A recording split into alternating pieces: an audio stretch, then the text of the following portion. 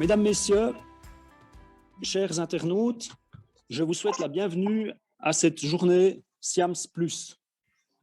Mon nom est Pierre-Yves Koller, je suis responsable du SIAMS, le salon de l'ensemble de la chaîne de production des microtechniques, et je suis heureux de vous accueillir aujourd'hui à cette journée de découverte sur l'ensemble de la chaîne de production des microtechniques. Plus d'infos intéressantes, plus de solutions actuelles et futures, plus de chances d'apprendre quelque chose. Aujourd'hui est vraiment une journée particulière, mise en place par une trentaine d'exposants qui ont travaillé intensément ensemble pendant plusieurs semaines pour vous présenter une solution efficace. Nous sommes au début de la première session. Cette session est organisée sous l'égide de la FDT et elle s'intitule « Défi, l'atelier du décolletage du futur connecté ». N'hésitez pas à vous connecter tout au long de la journée pour voir les différentes présentations, les différentes démonstrations qui vous seront faites. Et je passe maintenant la parole à Dominique Lohner pour le début de cette première session. Voilà, merci Pierre-Yves pour cette introduction. Mesdames, Messieurs, bonjour. Afin d'entrer dans le vif du sujet, je vous propose de regarder directement une vidéo qui a été faite à votre attention.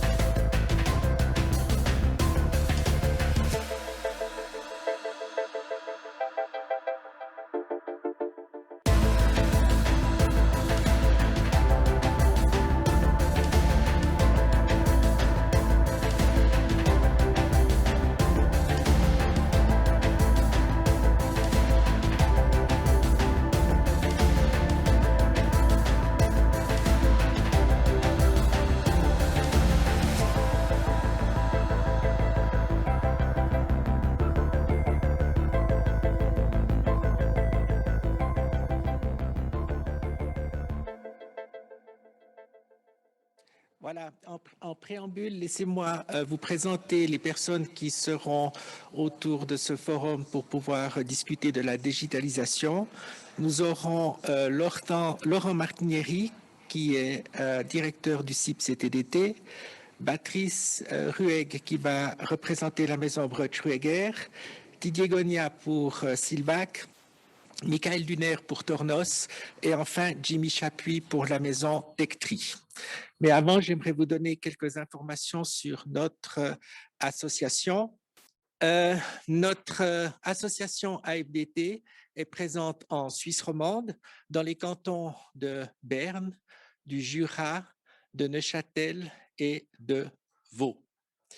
Il y a à peu près 170 industries en Suisse romande.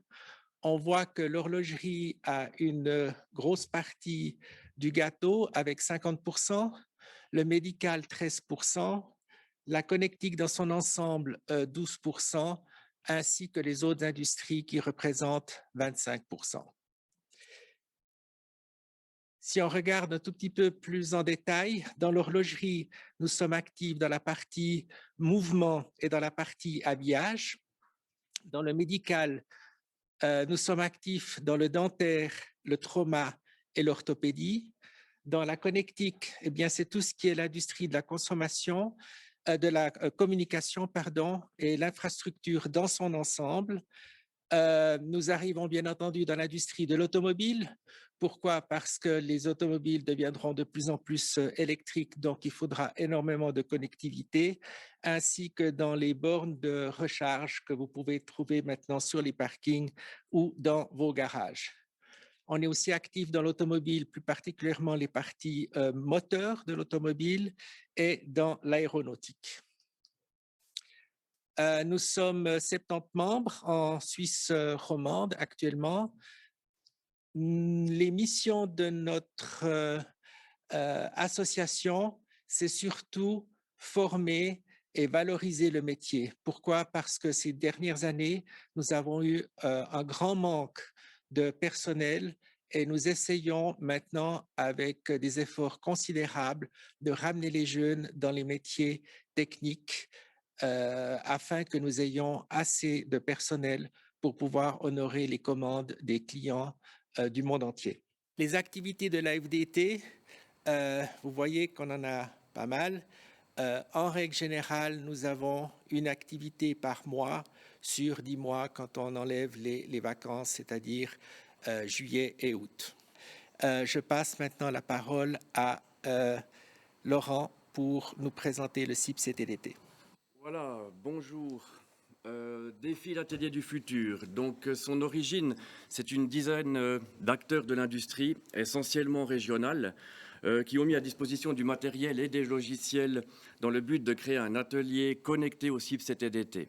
Il a été inauguré lors de la journée des décolteurs en fin 2019. Cette journée est organisée chaque année par la FDT et le CTDT réunis, qui réunit d'ailleurs une bonne partie du monde du décolletage suisse.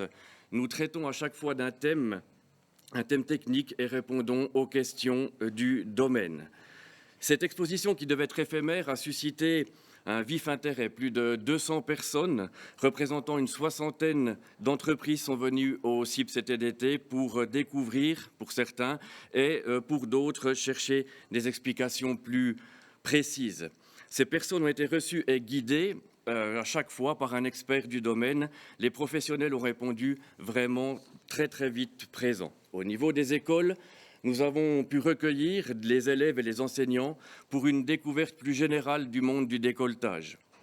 Nous avons adapté les explications et suscité l'engouement pour ces technologies modernes et passionnantes. Au niveau du développement, le succès de cette opération, avec la plupart des partenaires, Brut-Schrieger, Silvac et Tornos ici présents, mais aussi Gelix, LNS et Virtual, voire César et LES pour la partie non connectée, ont été partants en vue de pérenniser cette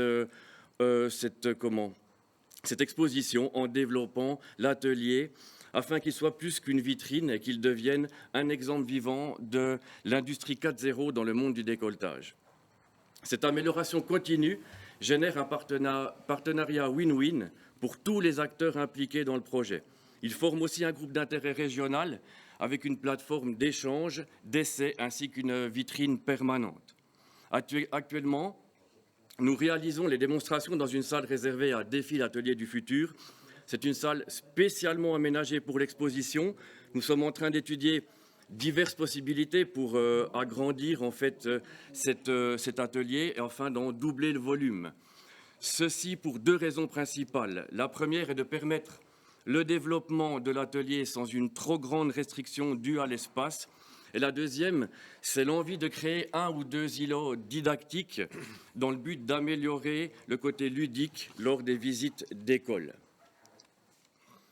Nous visons trois axes principaux: les professionnels du décolletage, les professionnels déjà impliqués dans un atelier technique et la promotion de la branche auprès des écoliers, des parents et des enseignants. S'agissant de ces derniers, lorsque la situation sanitaire sera meilleure, ces visites écolières pourront reprendre. Un collaborateur du CIP-CTDT a une partie de son temps de travail dédié à ces visites soutenues par la FDT. Un projet est en cours actuellement, d'ailleurs, avec une école neuchâteloise au mois de juin, si les directives sanitaires nous le permettent, bien sûr. Nous accueillons les visiteurs et pour assurer des visites de qualité, les personnes qui désirent visiter l'atelier doivent s'adresser au CIP CTDT ou directement auprès de leurs partenaires.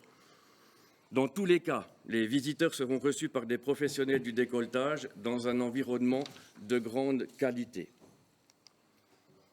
Les missions du CTDT sont principalement la formation, la promotion, la veille technologique. Avec Défi, l'atelier du futur, nous remplissons au mieux, je crois, ces 3 missions. Les apprentis venant au cours interentreprises ont un aperçu de l'industrie 4.0, ce qui est un plus pour leur formation, et la promotion de la branche se fait, entre autres, avec la visite des écoliers. Les dernières technologies se développent au sein du CTDT, qui est un lieu de rencontre neutre. C'est un espace d'essai.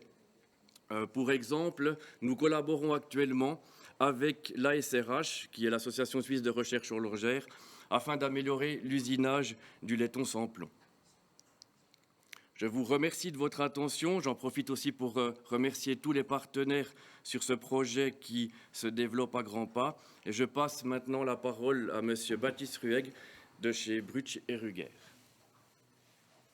Parfait, merci Laurent. Donc, voilà, pour ma part, je vais vous présenter ce que Brutsch Ruger réalise et met en place chez ses clients justement dans ce monde digital. Donc Brutsch Ruger est très connu en Suisse sous l'aspect vendeur d'outillage depuis maintenant plus de 140 ans. Mais il faut savoir que ça fait maintenant plus d'une dizaine d'années que nous mettons en place des solutions digitales chez nos clients.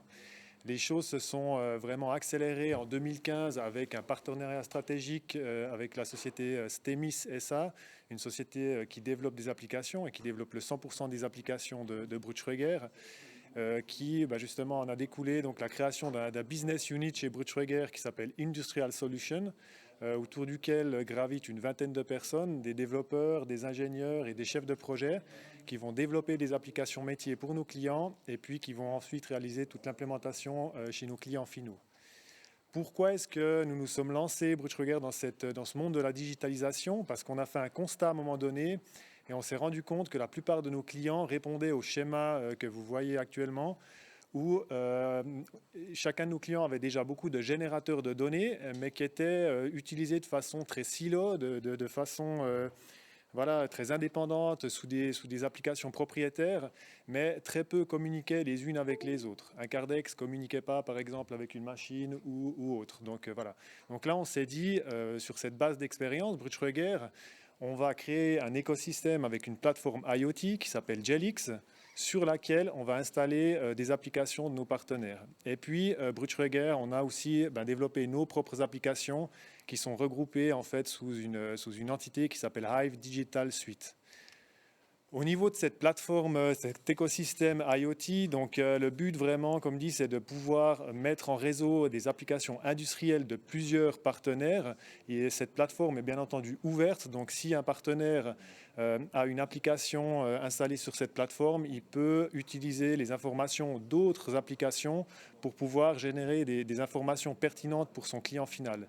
Donc si on regarde un petit peu plus en détail le schéma qui est sur votre gauche, on a en bas justement ce qui est très important pour nous, toute notre série donc, de partenaires qui vont utiliser nos aspects technologiques, notre plateforme qui se trouve au centre, où vous allez trouver vos données, mais toutes vos briques aussi technologiques. Pourquoi? Pour développer justement des applications. Et nous, on parle vraiment de 2 types de clients différents. On a des clients qui voudront avoir des smart products, donc des produits qui vont être développés et revendus à leurs clients finaux. Et d'autres clients, si on prend l'exemple par exemple de Techtree qui est présent aujourd'hui, qui vont nous mandater pour réaliser des smart factories. Donc ils vont nous mandater pour qu'on aille implémenter des solutions de digitalisation dans leur entreprise pour digitaliser plusieurs processus de l'entreprise et puis faire communiquer ces différents smart products les uns avec les autres. Donc voilà un exemple typiquement de genre de clients qui viennent sonner à notre porte. Donc on a des clients qui arrivent et puis qui disent, ben voilà, moi j'aimerais, j'ai déjà une machine-outil ou autre, et puis j'aimerais développer un nouveau smart product pour pouvoir générer, justement, créer des nouveaux business models dans mon entreprise. Et puis, par exemple, pouvoir générer des nouveaux services et puis avoir la possibilité de revendre ces services ou ces modules de connectivité à ses clients, pouvoir créer, pour avoir un système de licence ou des choses comme ça. Donc là, on a vraiment les clients qui arrivent vers nous, qui disent, écoutez, aidez-moi à créer ce smart product. Et puis, une fois que ce client a ce smart product, il a deux possibilités. La première, c'est de la vendre directement à son client final ou vendre ses nouveaux services, ou de l'implémenter justement sur une plateforme IoT et puis de partager les données générées par ce smart product avec d'autres produits qui sont également connectés sur une plateforme digitale. Donc là, on va vraiment digitaliser ce produit en créant ce qu'on appelle un digital twin, un jumeau digital en fait de cet objet sur une plateforme IoT. Donc c'est ce qu'a fait Brutschreger. Donc nous, on a aussi créé nos propres smart products. Donc c'est des applications qu'on a justement intégrées à cette suite d'applications digitales qui s'appelle Hive Digital Suite, où là on a 4 applications qui sont les plus revendues, je dirais. Donc où on a Quality Control pour la traçabilité de toutes les saisies de mesures de contrôle tout au long de la production. Donc on a vraiment une traçabilité à 100% de toutes les mesures qui sont faites autant en production qu'au contrôle final. On a une application Inventory qui est une application de gestion logistique des composants tout au long de la chaîne de fabrication. Une application Shopfloor qui va aller puiser les données des machines pour en créer justement de l'information et puis pouvoir révéler à nos clients où est-ce qu'ils sont forts et où est-ce qu'ils sont peut-être un peu moins forts, sur quoi ils doivent travailler pour augmenter leur productivité avec leur même parc machine. Et puis la dernière application qui est clairement moins utilisée dans le domaine du décolletage, c'est Worker Instruction, donc une application qui va justement montrer des instructions de montage sur des chaînes de montage avec laquelle on peut aussi par exemple envoyer des données, donc bidirectionnelles, envoyer des données dans des clés dynamométriques qui se règlent automatiquement par rapport à l'opération à réaliser. Maintenant, au niveau de cet atelier défi, l'atelier du futur du CIP, donc on a voulu vraiment faire un copier-coller de ce qu'on pouvait retrouver dans un atelier de décolletage de la région. Donc nous, on a vraiment installé les applications clés dans cet atelier, donc notre plateforme IoT Gelix, Shopfloor pour la connectivité des machines, Quality Control pour justement montrer la saisie des mesures via des canaux digitaux, instruments Bluetooth ou autres. Et puis Inventory pour tout ce qui est de la gestion d'outillage digitalisé. Donc voilà, en conclusion, vous avez entre vos mains des quantités de données peut-être insoupçonnées, donc utilisez-les, créez de l'information et puis utilisez-les vraiment pour qu'elles soient révélatrices et puis qu'elles vous montrent qu'est-ce que vous devriez encore optimiser dans votre atelier pour être plus productif avec les mêmes machines. Voilà. Donc je vous remercie et puis je vais passer la parole à Monsieur Gonia de l'entreprise Silvac.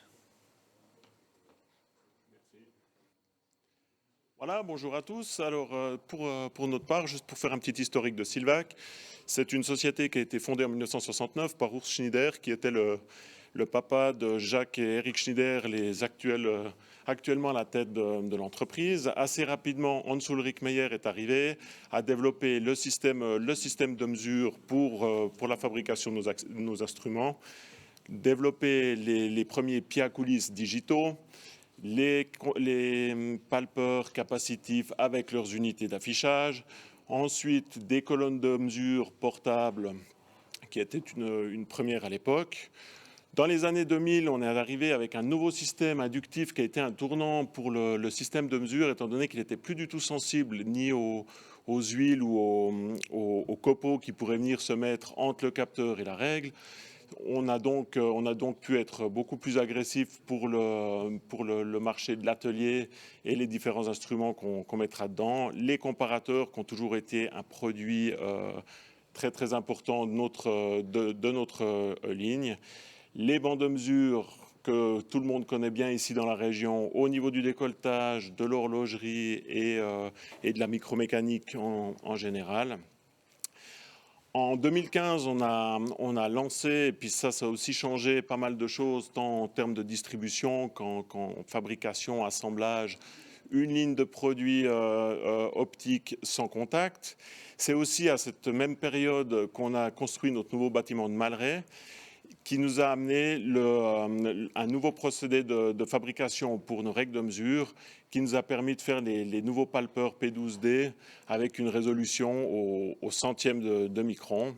Et aujourd'hui, on continue l'aventure 50 ans plus tard avec toutes les nouvelles machines, mais non seulement les machines, tous ces instruments à main connectés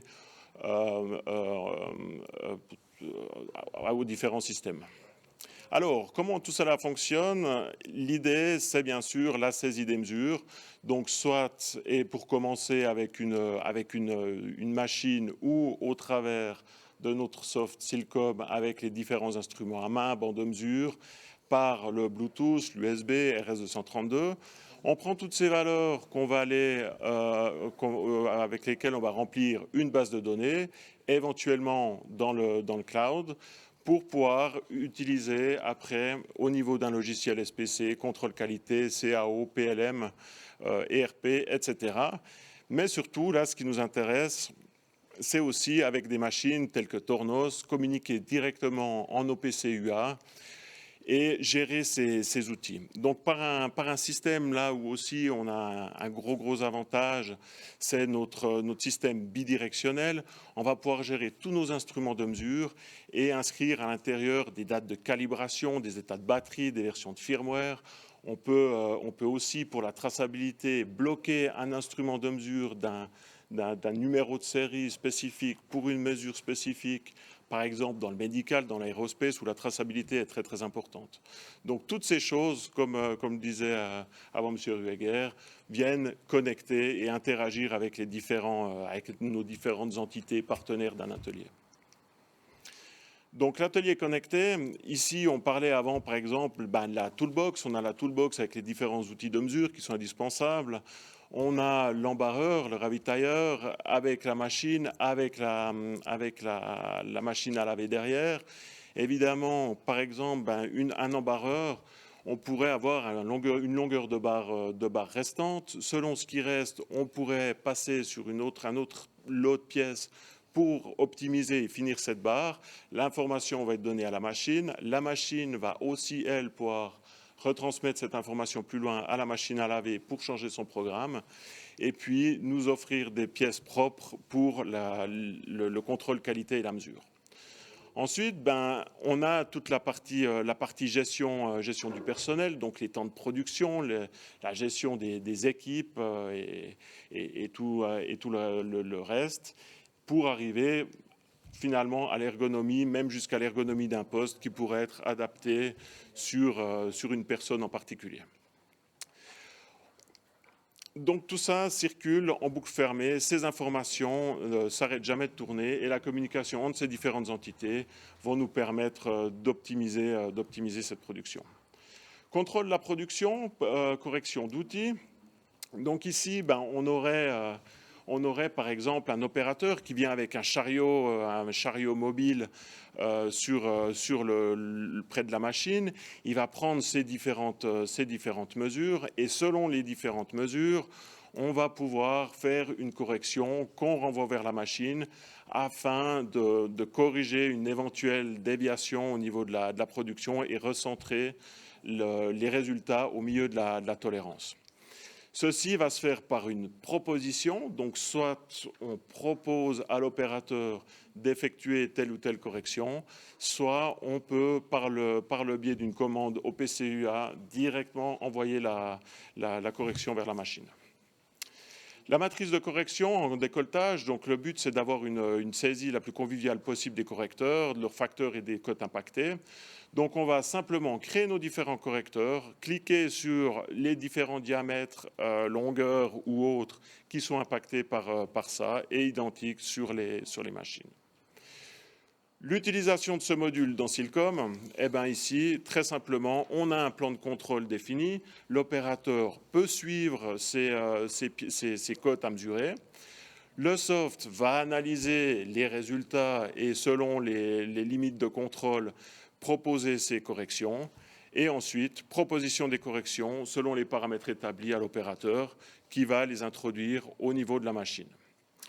Et voilà, pour finir, une petite citation de Steve Jobs. Ce n'est pas le boulot des consommateurs de savoir ce qu'ils veulent. C'est pour ça qu'on est là aujourd'hui, un peu de discuter entre les différents partenaires qui équipent vos ateliers et vous offrir la meilleure solution possible pour que vous puissiez vous concentrer sur le décolletage et sur vos pièces. Merci beaucoup de votre attention et je passe la parole à monsieur Duner de chez Tornos. Donc, nous sommes ici pour vous présenter un peu les possibilités de connexion que nous avons sur nos différentes machines, donc à la suite des instruments de mesure, et aussi une vision de ce qui se fait actuellement sur notre machine OSIP.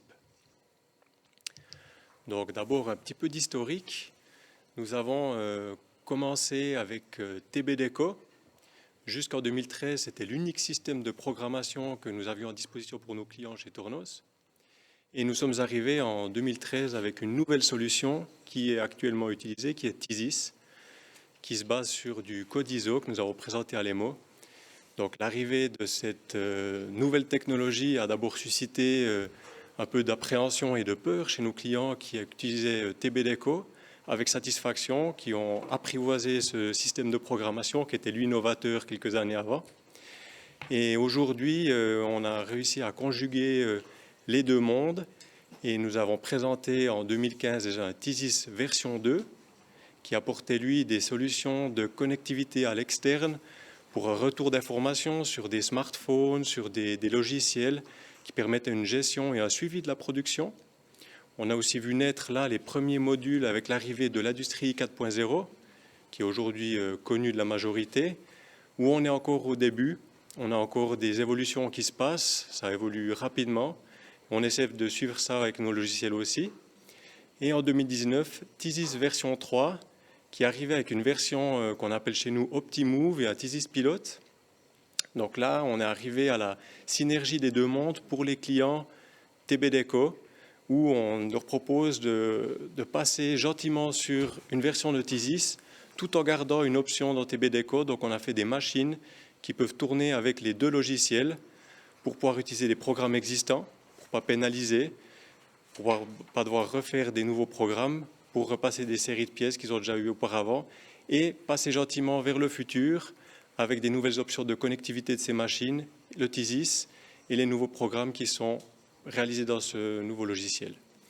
Les futurs développements, on en a en cours et un des plus prometteurs pour 2021, ça va être une simulation 3D dans notre logiciel TISIS.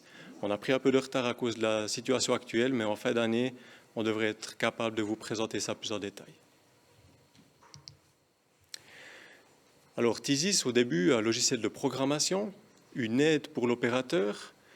On a une solution complète qui va de la gestion du programme, une librairie de pièces. On peut accrocher des images aussi, des photos de la mise en train, tous les détails pour être le plus réactif en cas de nouvelles demandes de clients et de devoir passer le programme à l'atelier. C'est vraiment une aide jusqu'on a fait la simulation dedans des postes-outils aussi. On va retrouver nos peignes, pouvoir mettre nos positions d'outils dedans et fournir à la personne qui se trouve sur la machine une vision claire de l'endroit où il doit mettre ses outils et avoir tous les détails qu'il a besoin pour réaliser au plus rapidement sa mise en train. Ensuite de là, nous avons une suite de logiciels qui en découle avec la supervision.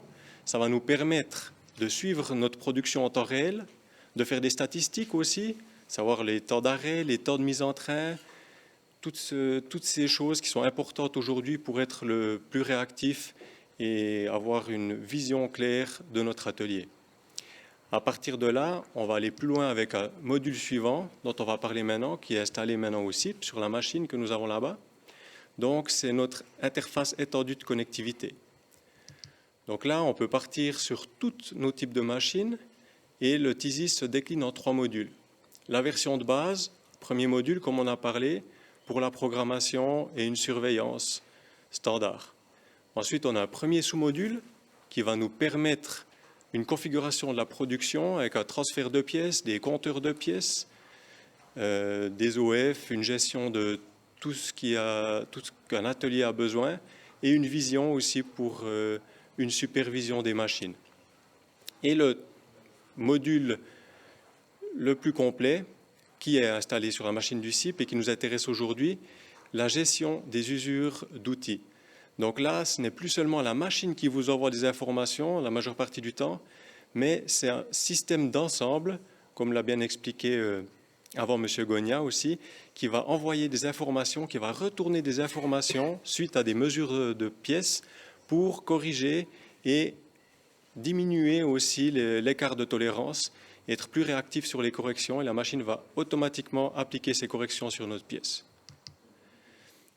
Là, une petite vision aussi de l'atelier que nous avons aujourd'hui au CIP, donc une Suisse Nano qui est connectée avec les appareils Silvac, les instruments de mesure, via l'interface au PCUA. Donc, je vous encourage à aller visiter ça, c'est très intéressant. Et vous pourrez voir vraiment la machine qui fonctionne avec toutes ces interfaces et qui est la machine du futur. Voilà, je vous remercie pour votre attention et je répondrai volontiers à vos questions. Je vais passer maintenant la parole à Jimmy Chapuis, de la maison Tectri, qui va vous parler de la suite. Donc, voilà, Jimmy Chapuis de la maison Tectri. Juste en quelques mots, qu'est-ce qu'on fait, pourquoi on est présent à cette journée aujourd'hui. Tectri a été fondé en 1998 par messieurs Fabien et Gilbert Bouduban, père et fils. Elle emploie aujourd'hui à peu près plus de 40 employés. Principalement, tous sont dédiés à la medtech. Tectri également aujourd'hui est sur le site de Bévillard avec environ 34 machines qui nous permettent d'usiner des barres, donc principalement actifs dans le décolletage, qui nous permettent d'usiner des barres de 1 à du diamètre jusqu'à 65. Grosse étape dans Tectri également, qui a intégré le groupe Acrotech en 2019, ce qui nous permet d'avoir une plus grosse force de frappe au niveau international.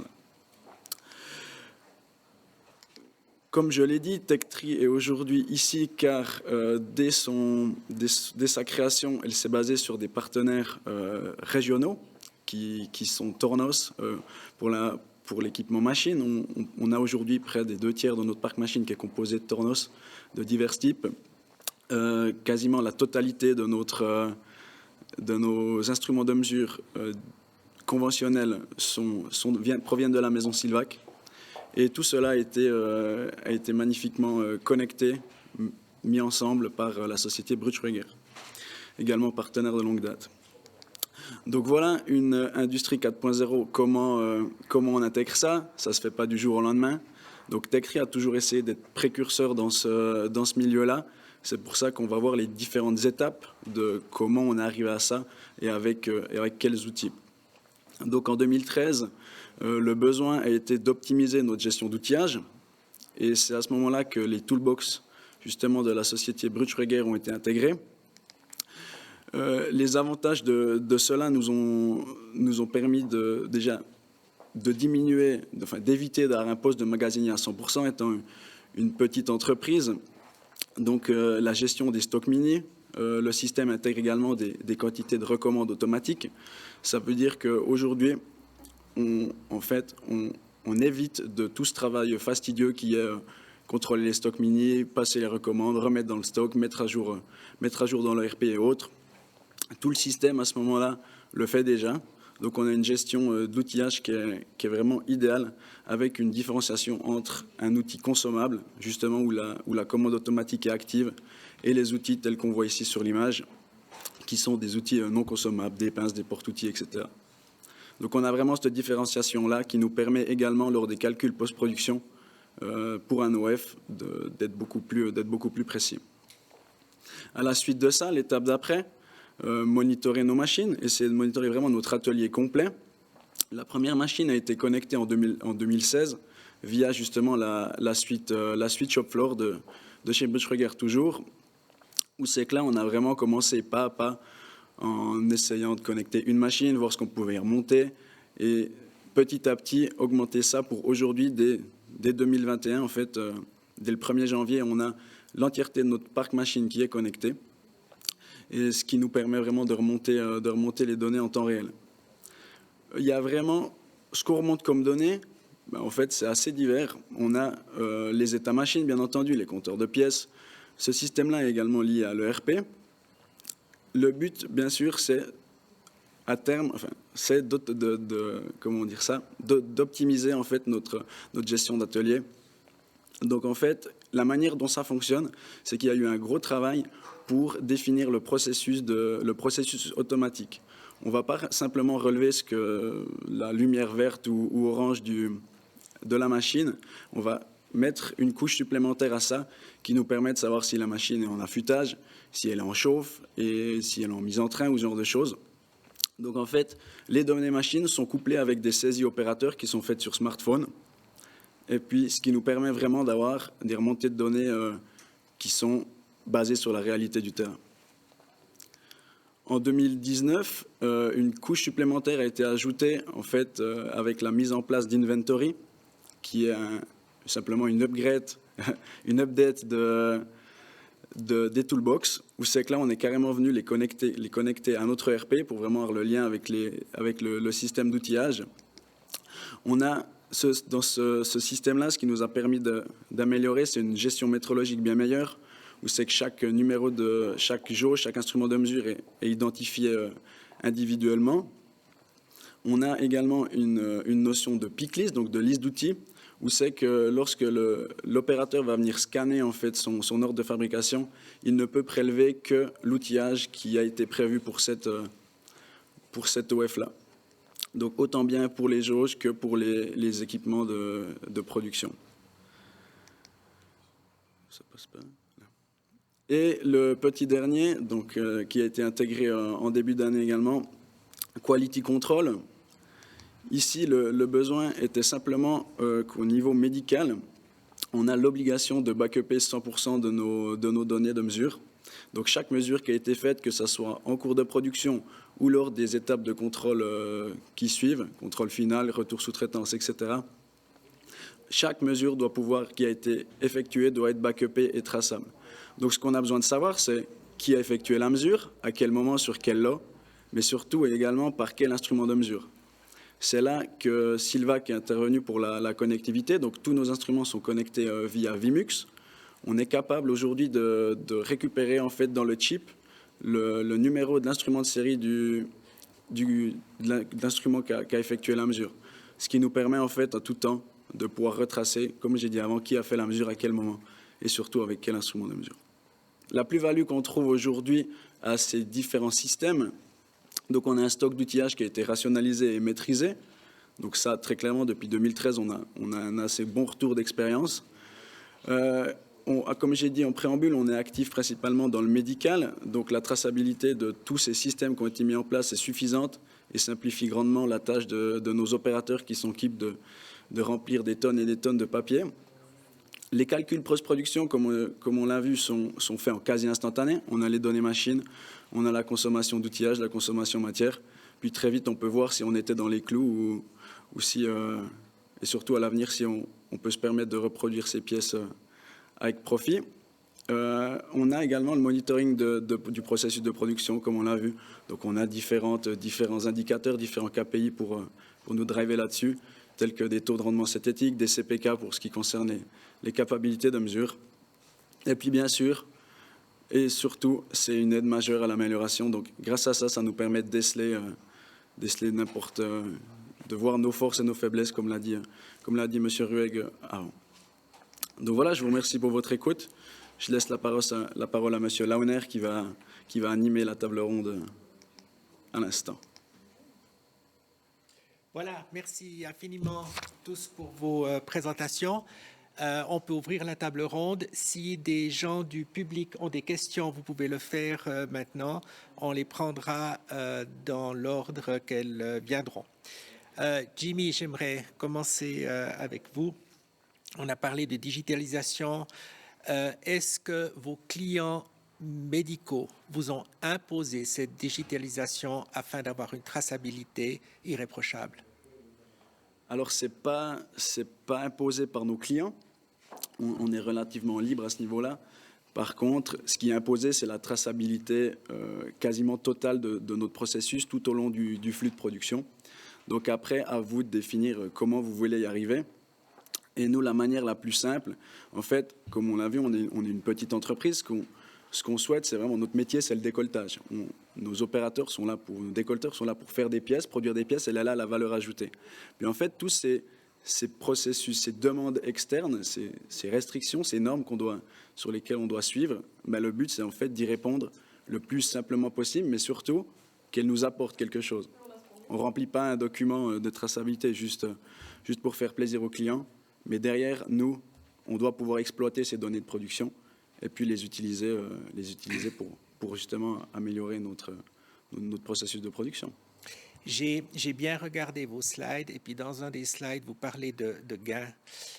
Est-ce que vous avez déjà quelques chiffres en pourcentage à nous donner sur les gains que vous avez eus, par exemple, en matière, en utilisant un peu moins parce que vous avez moins de rebut, dans l'outillage, etc., etc.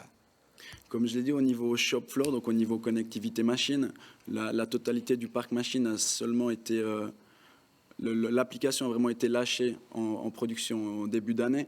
Donc la conjoncture actuelle a fait que, effectivement, on ne peut pas vraiment comparer encore ce qu'on a vu et puis ce qu'il y a eu avant. Mais c'est clair que là, on récolte un maximum de données qui vont nous permettre demain de gérer d'améliorer et puis de déceler ces axes d'amélioration. Par contre, effectivement, au niveau outillage, on voit qu'on a une amélioration de l'outillage, des stocks d'outillage qui est près de 15%. Mais surtout, en fait, on améliore cet outillage, mais ça ne nous demande pas une tâche de travail très conséquente. On n'a pas un magasinier tout le temps qui doit suivre les stocks, passer des commandes, etc. Donc on a vraiment, justement, grâce à nos différents fournisseurs d'outillage, où c'est qu'on a carrément des commandes automatiques qui passent.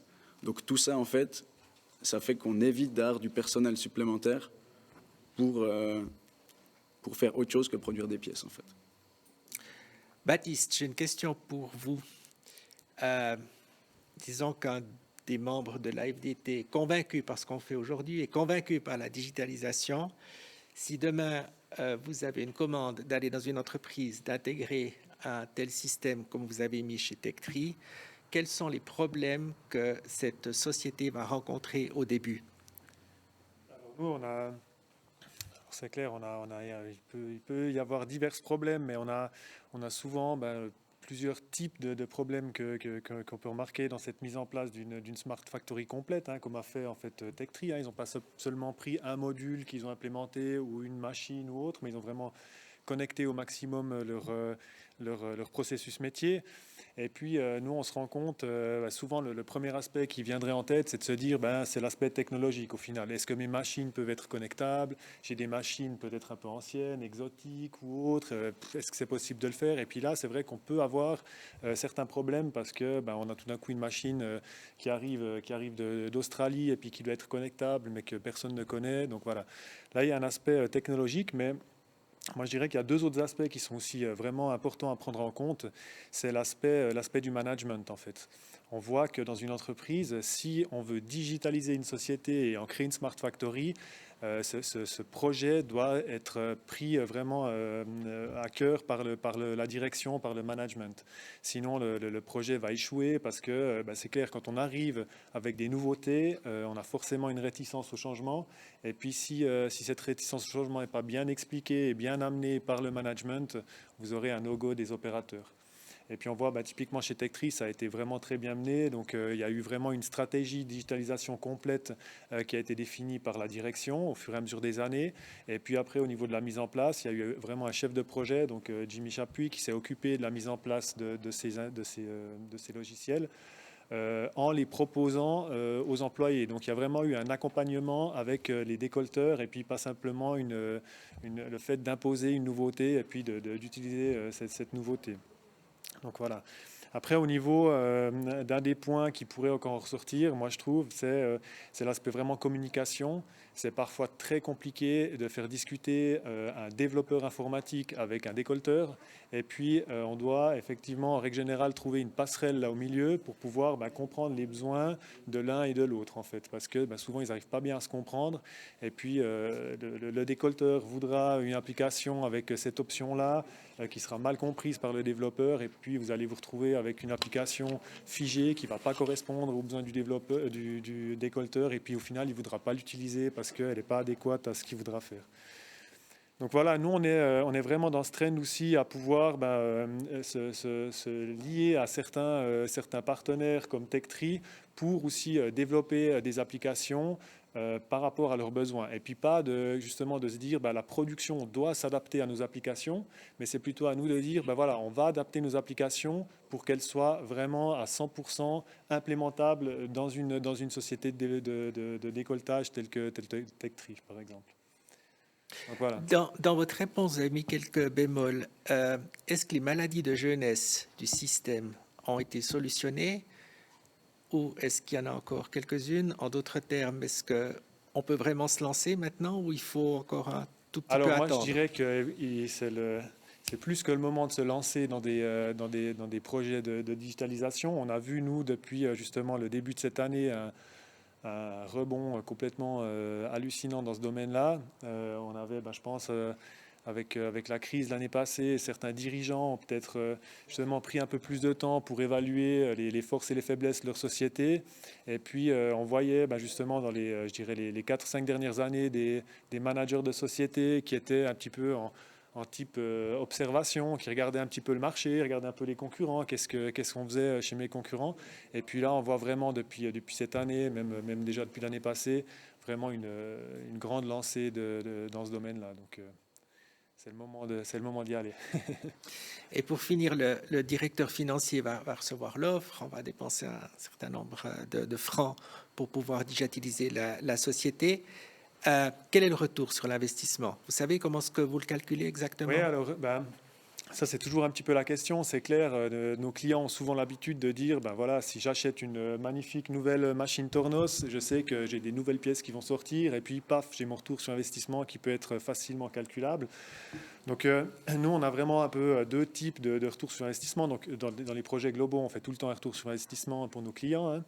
Et puis, je dirais qu'il y a vraiment deux types. Il y a des types justement de retour sur investissement direct où on peut se dire, OK, si j'arrive avec ma digitalisation à optimiser mes machines, typiquement sur un parc machine de décolleteuses qui tourne 7 jours sur 7, 24 sur 24, si vous arrivez sur 20 machines à corriger 5 minutes de non-productivité de votre machine par jour, vous arrivez sur des résultats de retour sur investissement qui sont complètement hallucinants parce que le prix horaire d'une machine est tellement haut que voilà, c'est vraiment un des points d'optimisation. Après, comme a dit Jimmy Chapuis avant, il y a aussi tout cet aspect des tâches rébarbatives où si vous avez un employé qui veut, par exemple, qui se rend compte qu'il n'a plus d'outillage pour faire sa production et puis qu'il doit remplir un petit papier pour aller faire sa commande, le donner à la personne qui s'occupe des achats, qu'elle passe la commande, etc., etc. C'est tout un processus au final qui coûte cher. Nous, on avait calculé que le passage d'une commande en Suisse, ça coûte à peu près 200 francs. Donc, si vous voulez acheter un stylo en Suisse, ça va vous coûter 200 francs le passage de la commande. Donc, si on arrive à enlever tous ces travaux rébarbatifs qui servent grosso modo à rien, et puis que le décolleteur, justement, peut faire que du décolletage et puis ne se soucie plus de savoir s'il a des outils ou pas pour faire son décolletage, là, vous avez aussi tout cet aspect de retour sur investissement. Donc là, on peut prendre vraiment les temps, les gains de temps par poste, par utilisateur, et puis on peut les mettre bout à bout pour faire un calcul de retour sur investissement. Et puis après, il y a des retours qui sont un peu moins calculables, je dirais, mais on a par exemple, nous, dans cette société, des retours de type marketing, où des chefs d'entreprise disent, mais moi, mis à part l'optimisation de ma production, c'est aussi un bon aspect marketing pour mes clients. Les gens arrivent dans mon entreprise, on voit que mon entreprise est à la page, que j'ai des nouveautés, qu'on travaille dans l'esprit de pouvoir améliorer les choses, et puis qu'on n'est pas une société figée, en fait. Donc ça, c'est aussi le genre d'aspect qui doit être pris en compte dans la digitalisation complète d'une société. Le Centre technique de décolletage et de taillage a plus de 20 ans. Industrie 4.0, un nouveau souffle pour vous? On peut dire que c'est un nouveau tournant. Le Le CTDT a toujours réalisé des essais pour ses sponsors ou ses partenaires, mais de façon empirique. Aujourd'hui, la formation prend beaucoup de place, autant au niveau des ressources que le temps qu'on a à disposition. Avec ces projets, notamment les 2 projets principaux, ils sont financés, donc on le fait d'une manière beaucoup plus professionnelle et scientifique. Oui. En collaboration avec la FDT, on crée maintenant l'atelier du futur. On va donner aussi beaucoup plus d'importance encore à cet atelier. Dites-nous un tout petit peu la réaction et les sentiments des jeunes quand ils viennent visiter cet atelier. Alors, on a passé passablement d'écoliers, là, surtout en 2019. Lorsqu'ils arrivent, ils ne connaissent pas le décolletage pour la plupart. Ceux qui le connaissent n'ont pas vraiment une très belle vision ou une bonne vision du décolletage. Là, on voit que, en arrivant dans l'atelier, ils s'aperçoivent que le domaine est très vaste, qu'il touche de nombreuses activités. Ils sont très vite impressionnés pour beaucoup. Et en voyant les logiciels, en voyant le numérique, en fait, ils se disent que c'est quand même quelque chose d'important et la mécanique derrière, après, est mise en valeur et ça les intéresse d'autant plus. Didier, peut-être une question un tout petit peu plus technique pour vous. Le couple machine-mesure, quels sont les avantages d'un système de correction d'outils? Alors bon, l'avantage, ce qu'on offre avec notre solution, c'est déjà la facilité, le faible investissement pour la mise en place du système. C'est-à-dire que la plupart, enfin plus ou moins tout le monde mesure déjà ces pièces. On peut connecter donc nos instruments très facilement à un soft et puis la mise en place est facile. Donc là, je dirais il y a cette partie faible investissement, optimisation des corrections. Donc on va pouvoir définir par rapport à quoi on veut corriger. Donc là, de nouveau, si on a des instruments au Silvac, si on a des instruments même d'autres marques, on a la possibilité de les connecter ensemble et puis de ramener tout ça dans notre Silcom par exemple, ou le soft de nos machines optiques pour établir ces corrections. Et puis parlez-nous un tout petit peu du temps de réaction que la machine recevra par rapport à la mesure qui a été faite. Alors, si on a un cycle long d'une pièce, peut-être plusieurs minutes dans une pièce médicale, on peut comprendre que ça ira. Mais si on a un cycle très court, quelques secondes sur une multibroche, quelque chose comme ça, quel est le temps? Alors le temps, il va toujours être défini dans les paramètres qu'on aura établis avant. Donc il y a deux aspects. C'est une fois, comme vous avez dit, on a un cycle très court, donc on va pas pouvoir aller mesurer chaque pièce entre chaque pièce le 100% de sa production.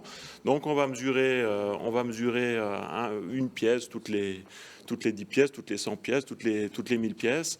On va définir une taille de lot pour ces pièces et on va faire une moyenne glissante et puis corriger pour rétablir par rapport à ces différentes mesures, rétablir la valeur au milieu de la tolérance. Pour une pièce dont le cycle est plus long, là on va peut-être mesurer le 100% des pièces. Et puis là, ça devient intéressant en fait d'aller plutôt dans la direction de l'intelligence artificielle entre guillemets, et puis se dire voilà, après tant de temps, l'huile commence à chauffer, la machine commence à chauffer, la matière commence à chauffer, et puis là il y a tous les différents aspects de quelle matière on est en train d'usiner, quel type d'usinage, enfin toutes ces choses, la température ambiante, et puis anticiper déjà des corrections par rapport à ces paramètres, parce qu'on ne pourra pas attendre la fin de la pièce dans 2 heures. Dernière question rapide, parce qu'il nous reste peu de temps. Fichier Excel, ça a disparu? Non, on est toujours en plein dedans. Il y a plein de gens qui prennent encore leur valeur manuellement avec un stylo et un bout de papier, qui le donnent à leurs collègues pour contrôler qu'ils aillent mesurer juste et réécrire la valeur à côté et donner le bout de papier au bureau pour rentrer ça dans Excel. De plus en plus maintenant, les gens veulent rentrer directement ces valeurs dans Excel en appuyant sur le bouton. C'est pour ça qu'on a plus de la moitié de nos instruments maintenant vendus qui sont équipés du Bluetooth ou au minimum câblés. Et puis là, on est quelque part à l'intermédiaire avec ce qu'on vous expliquait avec Tectri, avec Tornos, avec les autres, où on va directement corriger la machine, où on a encore un niveau dessus. Mais il y a énormément d'entreprises, même de multinationales dans des pays industrialisés à haut niveau qui continuent à écrire des valeurs. Donc il y a encore beaucoup de travail à faire à ce niveau-là. Merci.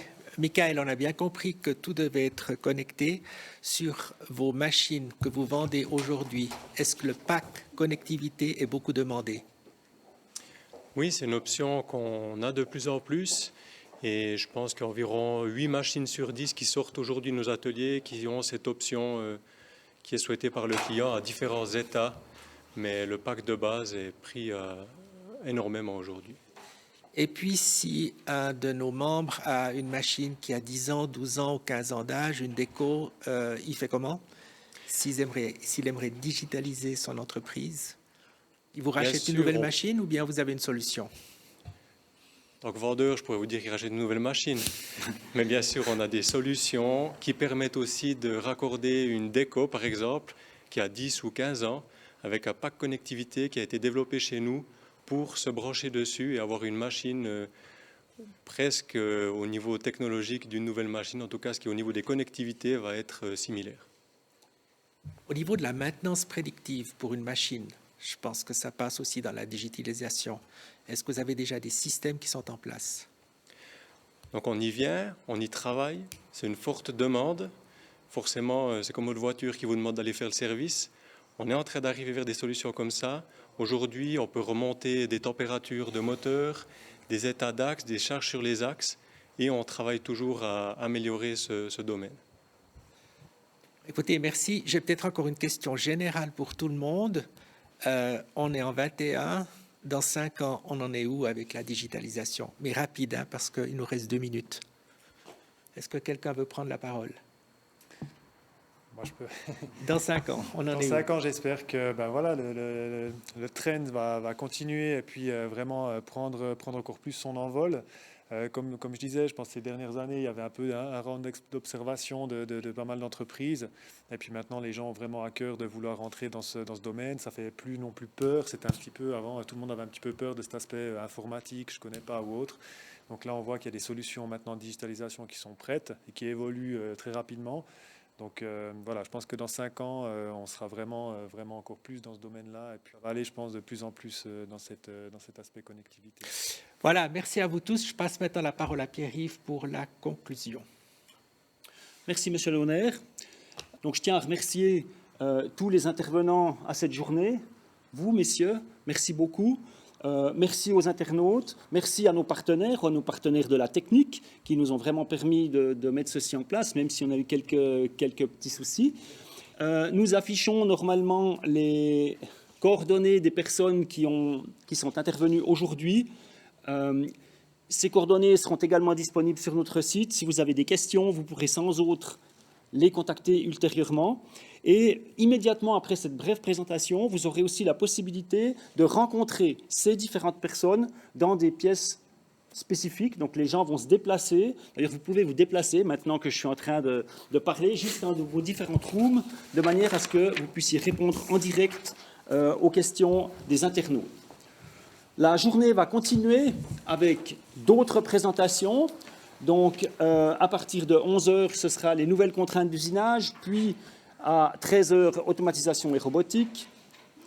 Session D à 14h30 pour l'instantanéité et l'efficacité de vos processus, donc vraiment la qualité globale des processus qui sont démontrés. Et puis à 16h, tous les outils d'aide à l'innovation. Ensuite, je prends encore quelques petites minutes pour vous faire un peu de pub sur 2 outils extraordinaires à votre disposition. Le premier est le portail d'information microtechnique de Siams. Il est disponible 24 heures sur 24, 7 jours sur 7, à votre disposition pour trouver des informations. Plus de 200 entreprises y publient régulièrement des news, donc n'hésitez pas à aller visiter le portail pour des infos. Puis, évidemment, le prochain SIAMS. Le prochain SIAMS est annoncé du 5 au 8 avril 2022. Nous n'en pouvons plus d'attendre et on espère vraiment vous rencontrer nombreux et en pleine forme en 2022 pour le SIAMS 2022. Merci beaucoup. Je vous souhaite une bonne découverte et une bonne continuation dans cette journée. Merci, au revoir.